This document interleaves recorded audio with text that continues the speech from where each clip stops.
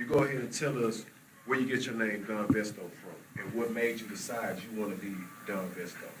Well, it was crazy how that came about. Rest in peace, Big Mo, the bar baby.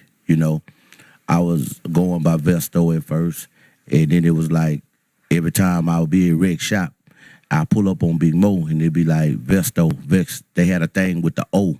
They was putting O's on back of everybody's name. So Big Mo just kept saying that. And it was like, it stuck.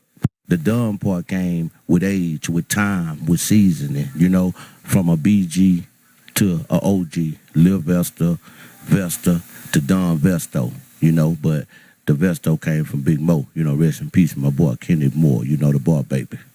That's where it came from. Now, as far as hood bosses, the hood bosses for us, it was like, it's real life as well, because we was going places, like let's say when we got ran out of Acres home, the laws run us out of different places that we would go, because we would get there, and when we on that block, wherever we was at, we became the bosses of the block.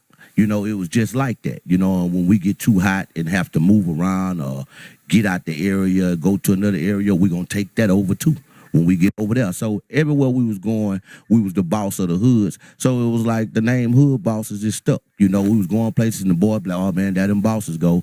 They already knew what time it was. So the name, it fit us perfectly, Yeah, it fit us perfectly. Yeah, man, them was them old days, man. Y'all might as well get out here, man.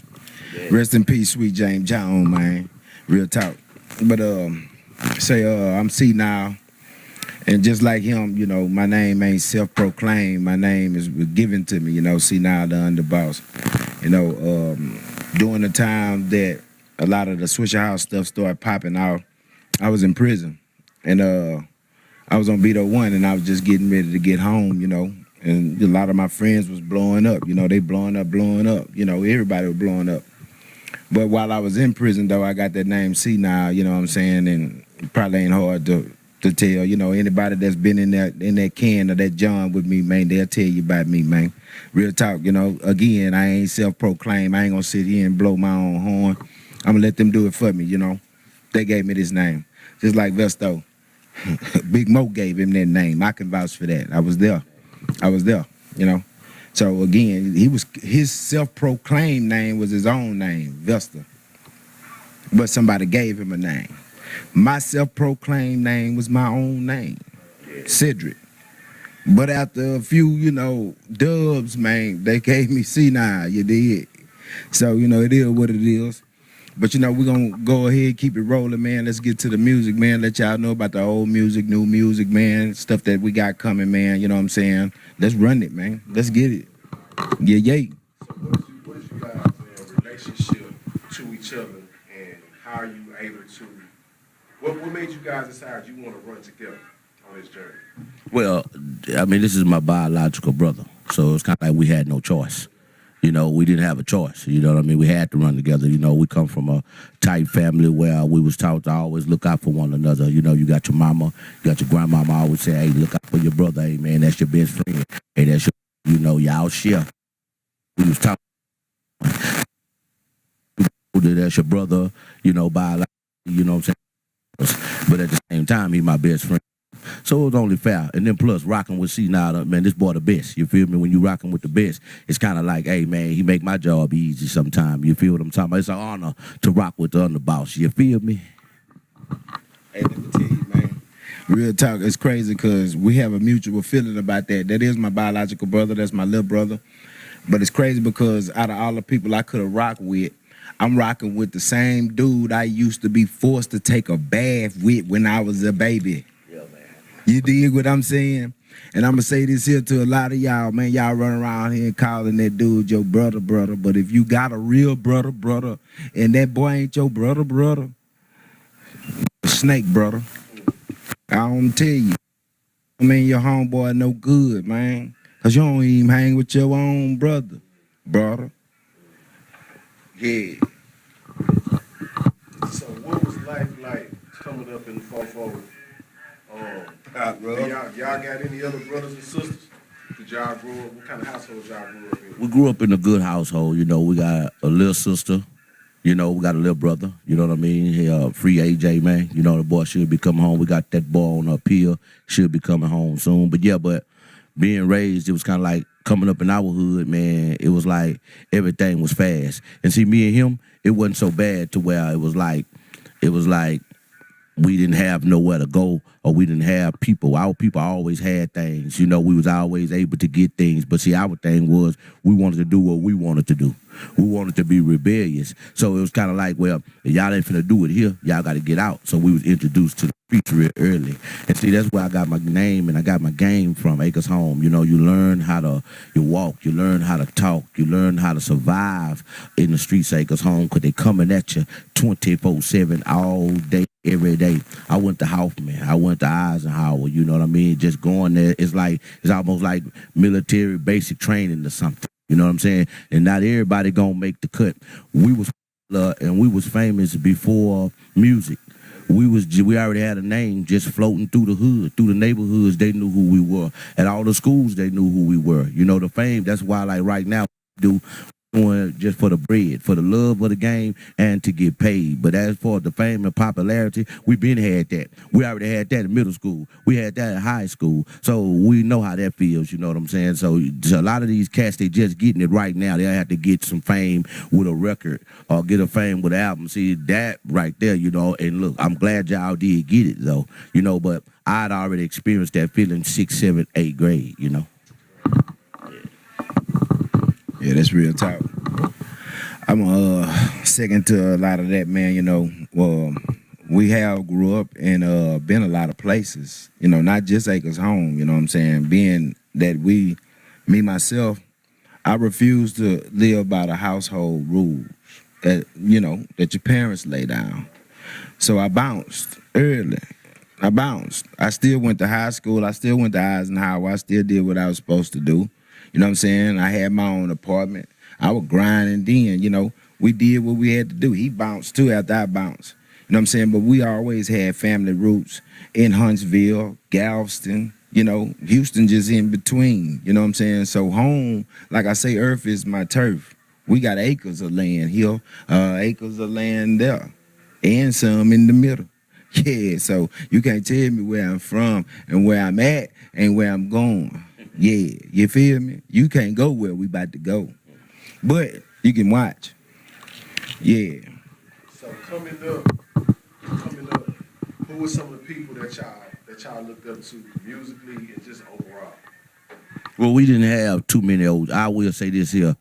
My uncle, you know, like a lot, you know, he'll give us the game. He always kept it real with us, you know what I mean? But musically wise, I'll say like Tupac, you know what I'm saying? I was listening to, but as far as H-Town, I'm gonna give it to H-Town. Big Mo, Pimp C, you dig? I'm gonna stay down south. You dig what I'm talking about? That's what I'm gonna do. I'm gonna stay down south. Chad and Big Mo. Them was my influences, you know what I mean? Because they took time out.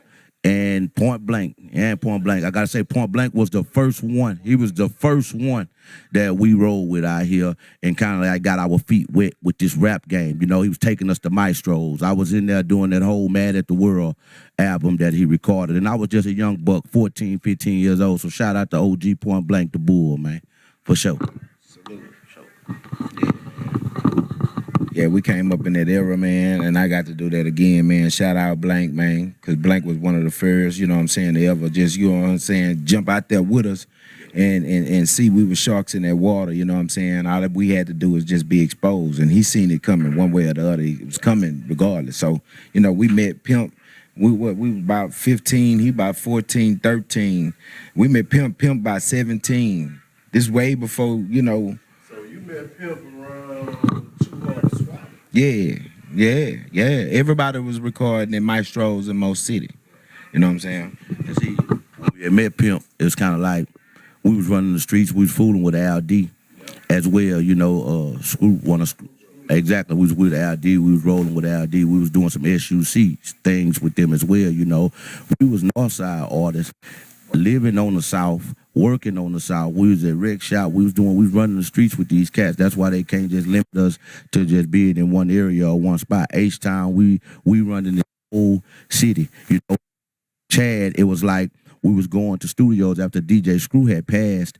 It was like they was showing a lot of love, and it was like they was showing LD so much love, and it just so happened, we was at LD house almost every day. We was rolling with him, just kicking it with him, and we saw all that love, and we was able to embrace some of this love. And we was going to studios, one-time studios, and we was in a studio, and it had like studio A, B, and C. And I remember being in the studio, and we were recording with LD, and it was like I was coming in and out, just going to restroom rooms, hitting vending machines, and they was like, yeah, man, Pimp C in the building, Pimp C, UGK, and then we're like, what? Say, well, yeah, I grew up on UGK. I was a fan of UGK, this down south.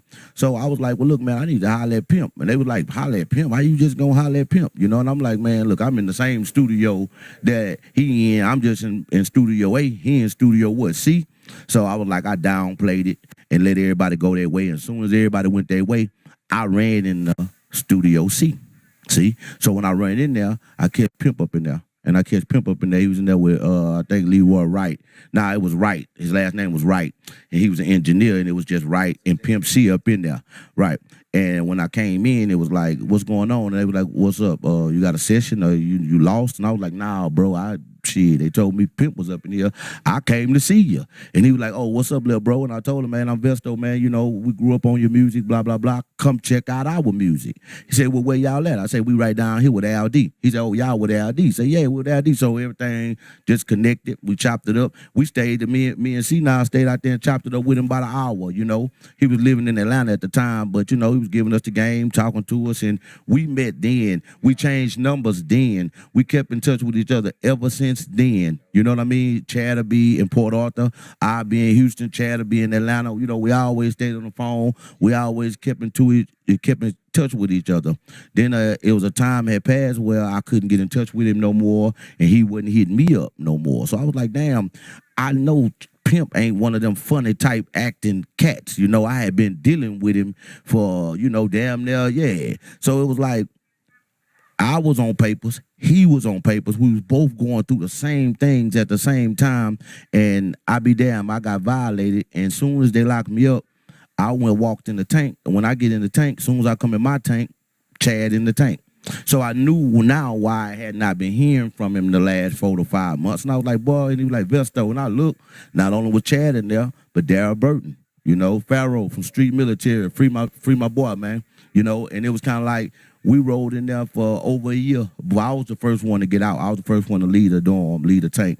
But, I wish them boys, man, we had a good time, man. We wrote songs in there.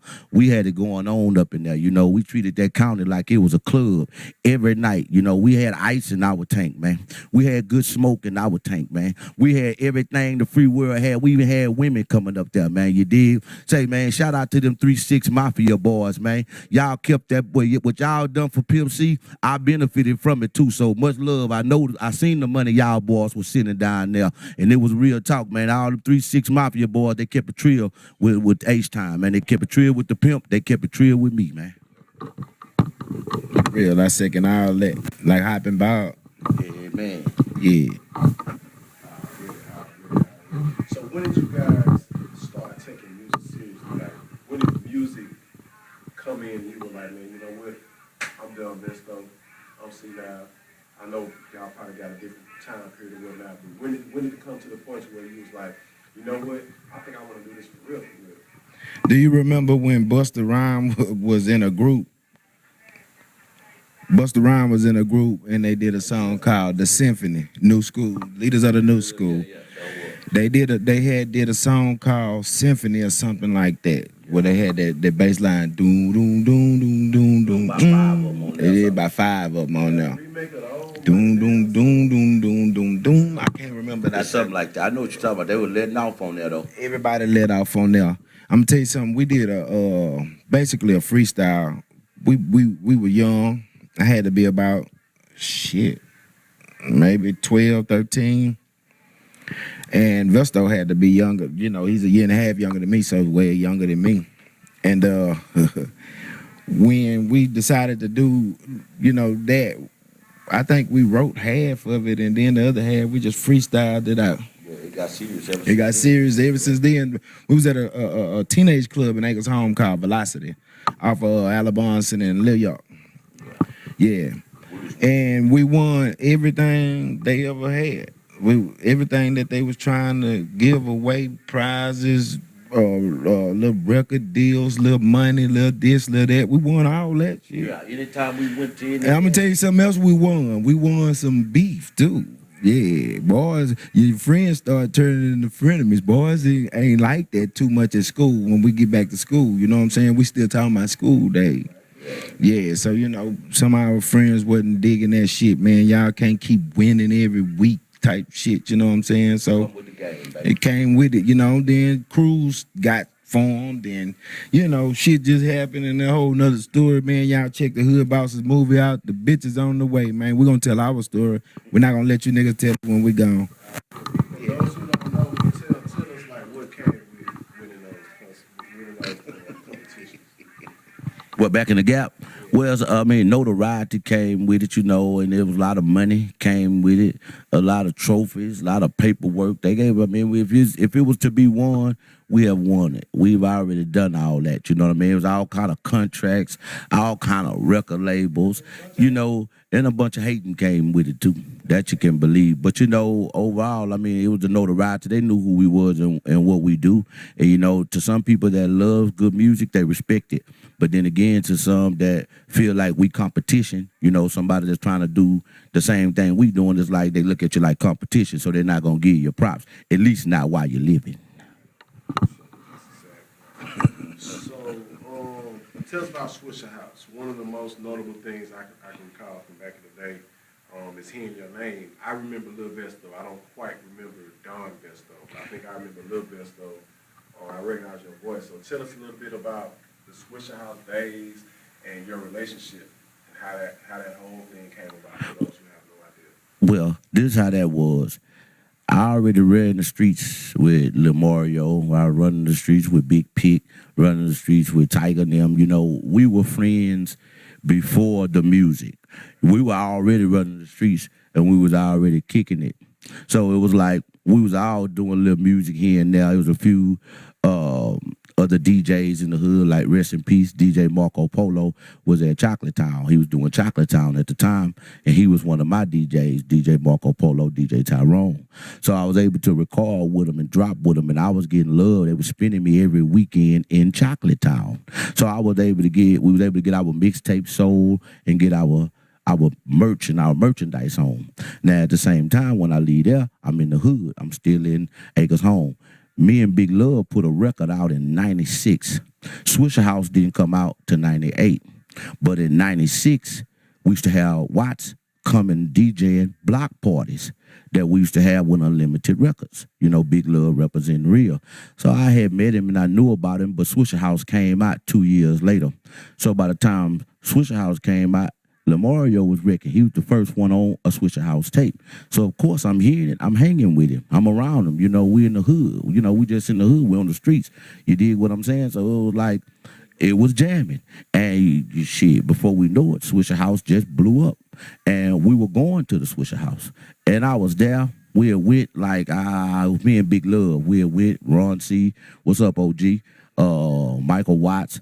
All of it, we was there. And it was like, session was going on. So when the track came on, we was already hot from dropping representing real. So when the track came on, he was putting together Northside 9. And they was like, well, look here, man, we putting together this Northside 9. We need you boys on it.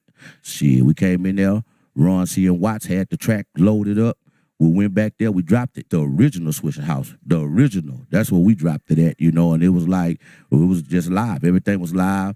The moment was fly. Everything was tight. Everything was on point, and it happened. It wasn't no disruptions. Wasn't nothing stopped it. It was just meant to happen. It was just, and the rest is history. Y'all already see it. Yeah. So check this out, C-Nile. Were you there? The Swisher House days? Okay, you gotta remember now, doing some of this time now, like the beginning, I told you I was in prison, but I got to prison at an early age. But you gotta remember here, just telling you that before the music, we was already partners. So those dreams of blowing up didn't happen until almost when I was getting ready to get home. Right. By the time I got home, it was, you know, it's popping here, it's popping Boys now. were making noise by the And time boys, you got home. boys making big noise by the time I got home. And I mean, you know, like I say, we are already friends. We run the street. This is about 99. I get home. I leave in 95. I go to a place called Beto One, place you don't never want to go. I go to Beto One. I come home in 1999. Now about this time it's done already started popping off. Everybody got their little fame and so forth and so on. But again, you got to remember we already know everybody. We already know everybody, and everybody already know us. I don't have to sit down and tell you who we are to these guys because they like brothers. And to this day, shout out to all of y'all, man. I fuck with y'all, man. I love y'all, man.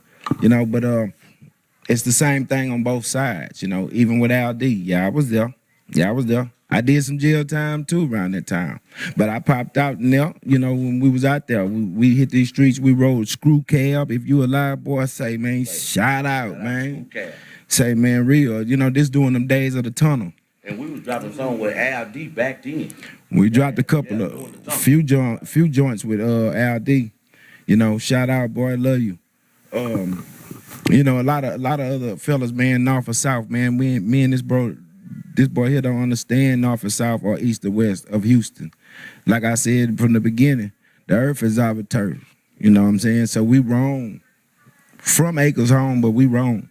So, I was there, been there, off and on. I know both sides of this thing, man. And at the end of the day, I'm going to tell you this here. For anybody that's trying to do this music and be serious with this music, you either going to get serious with the music or the street. But one going to win. You're going to have to get serious about your music, stop trying to cut corners on the prices, and just stack it like you would for that little old chain or that date, whatever it is that you want. Stack your change, invest in you. You dig? Because it's the only way we would have made it. I'm telling you, record labels, they make their minds up to do what they want to do with their money. You be on the steamship today. I'm talking about you got it popping, rocking shows every other day, every other night. You hitting 2-3 places here, and then the record label shut down and just. Yeah, man, that happened to us too. Couple few times. So we got tired of that. We had to grab, everything by the reins and run everything ourselves, because that's just stagnation. After stagnation, it's like whammy. No whammies, man. You start over from zero, man. Stop letting them put y'all on them whammies, man. Big bucks, no whammies, man. We had a couple record deals. They was local deals, yeah, with that. So they was local record deals, and we had more belief in them when we were young. But as we got older and got more seasoned, we turned down some. We knew more about the game than they thought we knew. We had already got our feet wet real early, so it was little clauses and little things inside those contracts that we was able to read and know that, hey, this ain't what's up. So a lot of that we shook. And the rest of them was like he said, you know what I mean? Something happened, some kind of incident occurred to where the whole label shut down. We got a whole project ready to drop. And now the next thing you know, his father died. Or he's going through a divorce. So that put all our stuff on hold, and it got to a point where, look, man, we can't keep letting nothing stop us. You know what I'm saying? So we had to tighten up, step out, put our grown man pants on and get the job done. You feel what I'm talking about? So make sure y'all handle y'all business and stop depending on somebody else to do it for you. Do it yourself. You dig? If one man can do it, you can do it too. So when did y'all start gaining friction with your music? Like what song or album did y'all put out that sort of kind of started getting people's attention? So right now, we got some attention way back in MySpace days. So when social media really started blasting off, I was in jail and we got friction. By the time I got home, it was more and more friction, but I had to start learning, especially sitting in jail and having that extra time. I was learning, a lot of the books side of the game. And I started learning that one of the biggest exports from America is music. What you mean by that?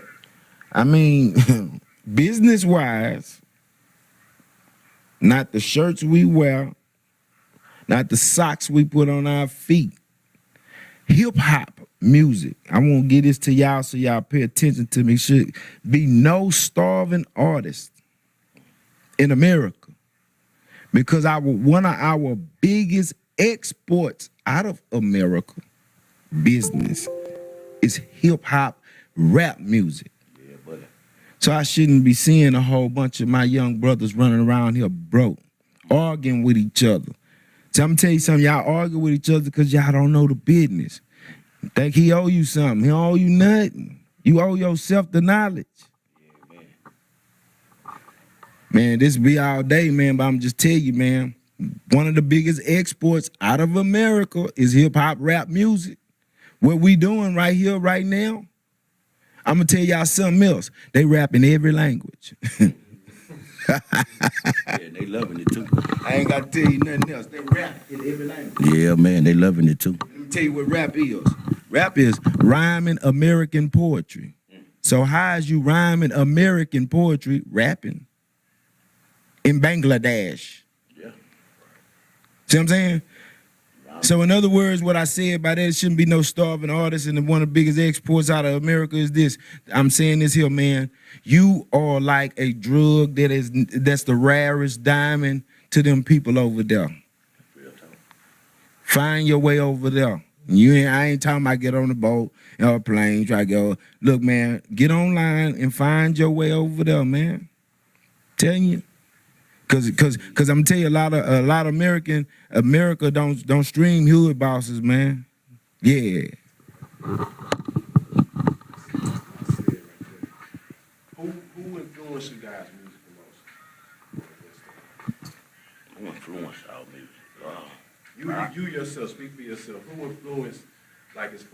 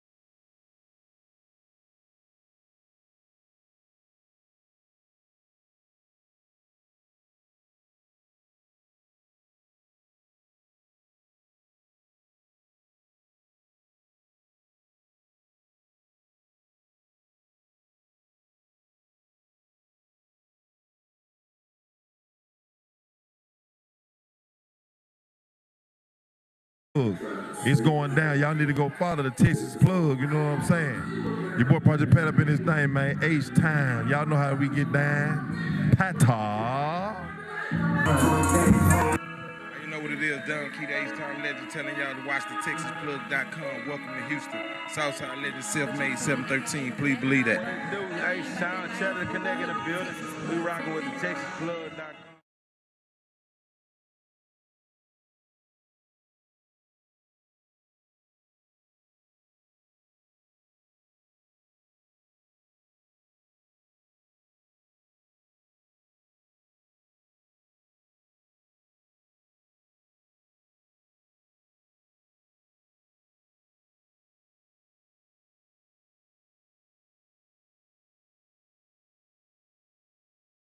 It's our city, the culture, you know what I'm saying? The north side, the Swisher House thing, the south side, the SUC thing, this whole H-Town culture, you know, and God blessed me with the chance to be in both. You know, I was able to sit there and watch Michael Watts behind the turntables do his thing. I was able to sit and watch DJ Screw sit behind them turntables and do his thing. Rest in peace to Big T.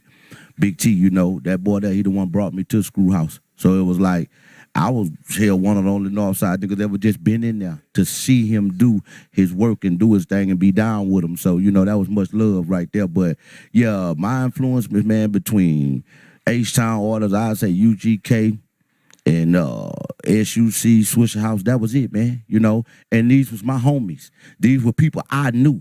See, I wasn't so big on listening to, I mean, of course, when you was young, you got your Biggie, your Tupac, you know what I'm saying, you know, growing up. But most of who I looked up to and who I was rocking with were people that was around me, people I can touch, people I can call for information, and people that I could get in touch with and I can do work with, you know, people that I can go to if I had a problem or if it's something I wanted to know. I wasn't too big on people that I couldn't get in touch with, you know, and see, that's one of the reasons I don't vote till this day, because I can't meet you. You tell me that my vote is important, but if it's so important, I should be able to call you. I should be able to text you if I have a problem, if there's anything going on. My vote can't be that important if I can't get your cell phone number, if I can't give you a call. So when that comes into play, oh, damn, your vote, nah. Oh, okay, just like I thought. You know what I'm saying? So that's pretty much what it was. My influences came from inner city. You know what I mean? I watched my culture. I learned my culture. I am my culture. I am the city. You know what I'm saying? I watched them all. You know, I done been with rap a lot. You know, I done sat around Jay. I done watched Jay. You know, I done been in rap a lot. You know, I done been at his gym. Shout out to OG, you know, respect. So it was kind of like I learned things from different, I had my influence come from different people in the city that has made it. Lil Troy, another one. You know, I sat around Lil Troy. I've been in Lil Troy studios, you know, shout out to OG Lil Troy. You know, all these people is what make up the hood bosses, you know what I mean? And I surround myself with people that was getting it and people that was, you know, on our level in places we was trying to get, we was able to, you know, come to the table. We ain't never kiss ass. We ain't never done it like that. We came, you know, it was just real brothers, meeting other real brothers, you know, trying to get it with people that's getting it like us, man. That's it. Being around Screw, being around Watts, on the north side, on the south side, I'm not sure, because you had any time like that. I'm not sure if you I was there. had Screw down. Okay, you asked this one. I was there. What would you say is a difference, or some of the differences you can tell from messing around on the south side and dealing with on the north side? I'm gonna tell you the difference. The difference is the people around you. Because on both sides, them some good fellas, man. Them some good cats. And I'm gonna tell you, like I said earlier, I got real love for them. And it's hard to penetrate these hood bosses, you know, layers to the onion. It's hard. So for us to say that we got love for you and we love you, bro, to where, you know, and I'm gonna tell you, just like I say, when it comes to a difference, it couldn't have been nothing back then but a haircut. You know, who had braids and who had fades. Other than that, though, you know, they were genuine, they were real, you know, they were sons. Some were just beginning to be fathers. They still those same dudes. They some good dudes. Again, shout out to every last one of y'all, the ones that's still here, the ones that's not. 3-2. You ain't never got the love that you supposed to got, bro. You's a real governor to me, man, of H-Town, man, because I'm going to tell y'all something right here and right now. Snoop wouldn't have never said they don't love these hoes if it wouldn't have been for 3 motherfuck 2. Nobody gotta say it, man. And see, and another thing, like being like you be on the north side, it was with the Swisher House thing, being on the south side with the screw thing, it was like they were similar in a lot of ways. But it was like on the north, coming from where we from, it was more like you have to be on top of your game. You have to watch your ass. You got to move. You got to watch how you move. You know what I'm saying? And I feel like you got to do this anywhere you go. But on the north, it was like, man, hey, it could jump off at any given second, any given minute. It was more, fast speed on the robbing thing or the checking type of shit. You know what I'm saying? You had to have that banger with you, and you had to be ready for whatever, whenever. Now, when we came to the south side, yeah, it was like more player on the south side. See, that's where the south side players, really some player shit. And I was able to go out there, and when we were kicking with them, it was like, man, this is really real. We can pull up, we can roll up, we can do our thing without no plexing. Nobody ain't got to come outside, ain't nobody car gone. You can come outside, ain't nobody getting shot at. You ain't got to worry about ducking. You ain't got to worry about getting stuck. But it still go down. But the south side showed me a player side. You know what I'm saying? So when I look at it, I'm like, okay, I know where I'm from. I'm from North Afghanistan. You hear what is North Afghanistan. So guess what? When you out there, man, put your hard hat on, put your vest on, and have that thing, man. Don't have it on safety. Need to be ready to go. Be ready to let off if you're on the north. But on the south, I was able to keep my tool in my car sometime. You dig? I was able to jump out, you know what I'm saying, pull up and show up, you know what I'm saying, get my style on, finesse a little bit, shine a little bit. You dig what I'm talking about? So that was the difference right there, you know what I mean? But yeah. And then it was kind of like where we were from, it's like They didn't care about the image. the image, yeah. And it was like, and see on the north side, right, it was hustlers, straight hustlers. You could have a pair of shoes. I'm talking about a pair of Force Ones, hoods all the way out on the north. I'm talking about the Force Ones ain't even white no more. Them boys off white, like the brand. But I promise you though, boy ain't gonna give up till that pocket fat. See now in the south, when we got there, it was a little different because boys really didn't too much keep their mind on their pocket like that. It was more on the finesse side, you know what I'm saying? So boy could be clean, then a clap doctor, but no gas money. Yeah, and then see another thing. It was like on the north, okay, them boys on the south were like to come on in what he's saying. It was like with the money thing, them boys on the north, they gonna grind real hard. They gonna grind and bust their pockets. But at the end of the day, the south gonna do the same. But what they gonna do is they gonna break. They gonna listen. If I got a slab, then we gonna make sure he get a slab. Then me and him gonna make sure she get a slab. Then us three gonna make sure he get what, you feel me? And that's where them lines were formed. That's why you was able to see the red line. Y'all was able to see these lines. Most of them were formed on the south. The north lines came, so a couple of lines, the gold line, a few of them came from the north as well. They followed years later. But most of these car lines you could see, because each one was looking out for one. The whole crew was shining. On the north hill, it just be one nigga shining, one nigga with a slab.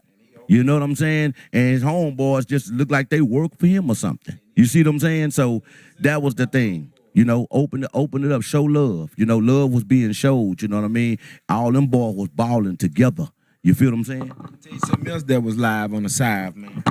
The side used to shot-eyed to each other, man. Yeah. Fat Pat a shot-eyed to Kiki. Kiki a shot-eyed KK. Right. When the North got hold to a mic, yeah, nobody know each other no more. Right. They don't shout each other out. Ain't no shout out to the homie. It ain't a shout out to the homie, especially when living. I mean, but there we might get a shot, but not on the North, man. It was all about clout before clout even was born. Clout was just they didn't care. On the North, they didn't care, man, about them shoes, man. I'm telling you, man. And that crease in them pants, man, they don't care about that, man. As long as they had enough money in their pocket to get that when they ready to go out. Other than that, man, just to be looking nice for nothing, man, they didn't care about that. South, man, them boys, you know, that was a more groomed, you know what I'm saying, more casual, more classic, more organized, more calm, you know what I'm saying. There's a lot of the same stuff going on, but it's on a more quiet, you know, low, you know, like North. Just say, if you're on the North, you got a slab, pull up to the light. You might not make it at the light. Just run the light. South side, you can pull up to the light, go through the light sideways, block traffic, pop trunk, you clown. And you ain't got to worry about it. The only time you got to worry about it on the South is when you cut the keys off and go lay your head down. Yeah, man. You see, they finessed it. Now, they at the window with the pistol. Come on with that. I got a couple partners that lost their life. You know, rest in peace to my boy, man. You know, that boy, you know, it was wild like that, though. You know what I mean? It was kind of like, that's what we thought. It was our understanding. That was our mentality. So when I went to the South Side, man, I loved it. You know, we stayed out the South Side over 10 years, man. You know what I mean? Just out there. I'm talking about balling the whole time. I'm saying we had a few scuffles out there, of course, but you know, when I speak, I'm speaking for the majority. You know what I'm saying? I was able to lay my head down on the South Side of Houston, so I got a love for the South Side of Houston. You dig what I'm talking about, man? The South Side of Houston, all right with me, and shit, I'm all right with it. That's real talk. I got love for this side. We got love for Yeah, this side, man. Yes, indeed. So things have changed in Houston, man. You know, we still moving and grooving. You know, game changed. Game stay the same, but the players change. How has Houston changed from this time to now? You know what I'm saying? Yeah, it's digital now. There's a whole digital world. And as far as like the artists, it was more like then it was more, we were more on our craft. More of what you heard coming out of H-Town were H-Town artists, H-Town's music. We were supporting one another. Now it's like we've brought in a culture that's really not our culture. You know, you got young cats out of here. I ain't knocking them to each his own. Y'all listen to what y'all want to listen to, whatever floats your boat. But this music sounds like ATL music. This music sounds like New York music. This music sounds like West Coast music, you know, and it's here, right here in the city. I understand it's a melting pot now, and a lot of people have moved here to the city. So, I mean, you know, it is music we can enjoy. You know, I mean, so many different nationalities and races and different people down here, so we're not going to just stick to one kind of music. But it needs to be understood, this is H-Town. So when H-Town is in the mix, especially you days and, you know, the artists, when you're networking, make sure you keep your city up front.